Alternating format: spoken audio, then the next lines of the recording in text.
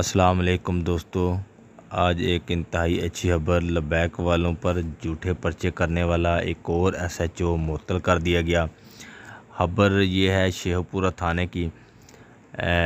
SHO बिखी inspector Malak Talat को मुअत्तल कर दिया गया जी।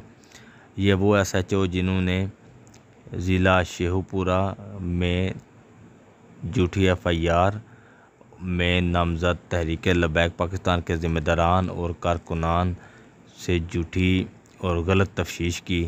अल्लाह ताला की पकड़ में आ गए और जैसा कि आप सब जानते हैं कि अल्लाह ताला की लाठी बेआवाज़ है।